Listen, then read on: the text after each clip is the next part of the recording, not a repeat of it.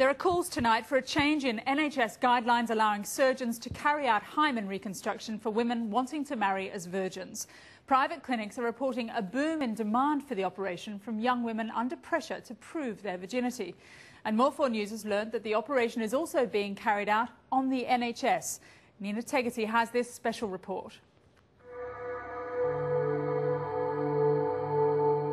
A little spot of bleed is a proof of virginity, as far as the men concerned or society is concerned. And if a woman is not bleeding, actually it's very dangerous for them. For some women, if their broken hymen doesn't bleed on their wedding night, there could be lethal repercussions. Magdy Hend owns 2 private clinics in London. Most of the time he treats infertility problems in both men and women. He also performs many genital cosmetic procedures, of which hymenoplasty is just one. The future for women can hang literally by a membrane. He showed us a hymen booklet. Many prospective customers are shown it. It depicts different types of hymen repair: the simple stitch, the creation of a flap to cover the vagina, a gelatin capsule filled with a blood-like substance, inserted a few hours before sex. But Dr. Hend doesn't do these techniques. They are too crude, he says. The surgery is obvious and the woman is in danger of getting caught. The other way is to properly repair the hymen. That means we get the hymen and we open it again and we stitch it back again and make it heal as it was.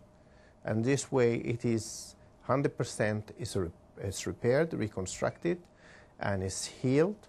And then when she has the wedding night, then it will tear again and will bleed again.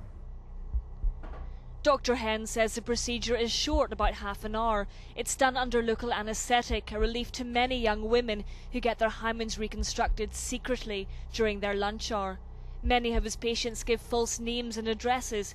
Fear and the possible wrath of their future husbands drives them to the operating table. I am sure some of them fear the surgery itself, but the fear of the consequences of the marriage if they are not virgin is far higher than the fear of the surgery, which takes about 20 minutes to half an hour. So it is to them can be like life-saving. It's nothing to do with Muslim religion or Christian religion. It is culture. Some men will look at women who are virgin, that they are not touched before, they are will be sincere, they will be good mothers, they will be good wives, and they look at it as seal of approval. Most of the women Magdy Hend treats are British, from ethnic minorities or immigrants. The demand is there and increasing. The hymen section of his website gets up to 50 hits a day. He treats about 2 women a week and charges £1,800 for the procedure. Some clinics More 4 News found charge nearly twice that price. But an intact hymen can only be certain in around 57% of virgins. Hymen repair is done for purely cultural or psychological reasons. It has no medical benefits and makes no visible cosmetic difference. Britain's leading specialist in cosmetic genital surgery is utterly sceptical. I think it is quite unethical to charge a phenomenal fee for a procedure which, in my mind, is a very dodgy operation which does not restore the hymen at all. It is just a way to make the woman bleed during the first night.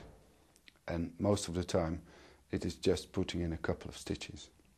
I feel it would be a lot better to bring it out in the open, like abortion procedures, in big clinics where people have a lot of experience with doing hymen reinstatements, and they can give you guarantee certificates, etc. So it's all regulated. So we take this particular surgical procedure of hymen reinstatement out of the darkness of the back streets around Harley Street into the mainstream clinics. But hymen repair is happening in mainstream clinics.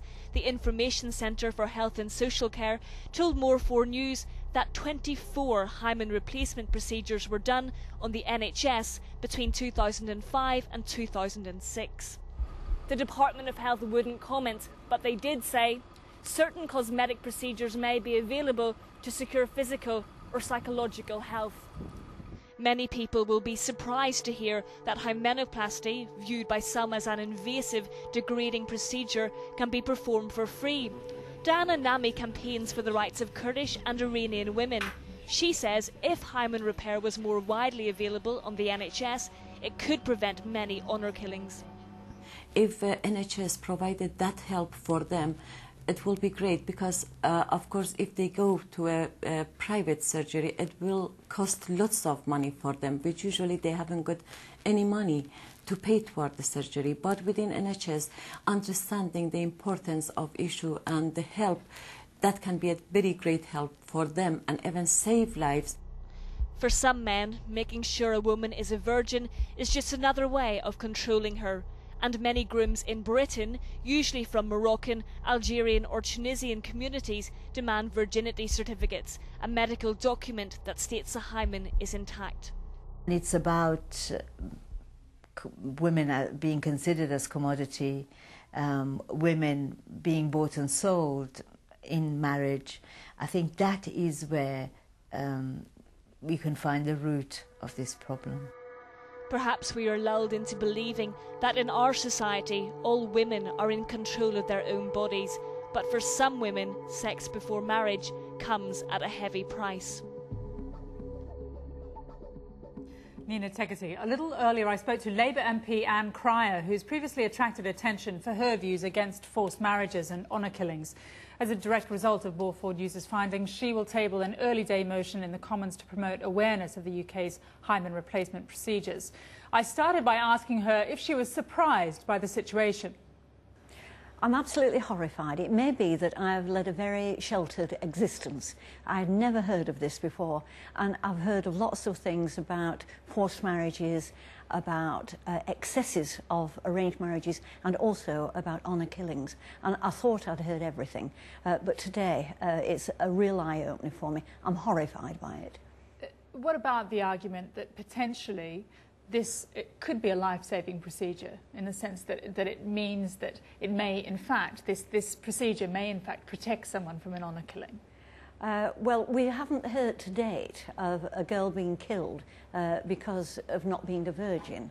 I mean, it may be that we haven't heard it all, but certainly it has never come to my attention that this is the case. And actually, even if it did, we shouldn't be pandering to the perpetrators and the killers, or the potential killers. We should be trying to protect girls from this sort of abuse, because it is a form of abuse. You know, we've got rid of female genital mutilation, we've made it illegal to force a girl into marriage, probably because we've got so many women in Parliament. Therefore, I think a lot of those women in Parliament will be horrified to learn about this. Are there any valid cultural reasons why this should be done? I'm sure there are cultural reasons, but they're not valid. In fact, they're extremely invalid. It's a form of abuse of women. And it may be that that woman who's asking for this operation to be done doesn't recognise the abuse that is taking place against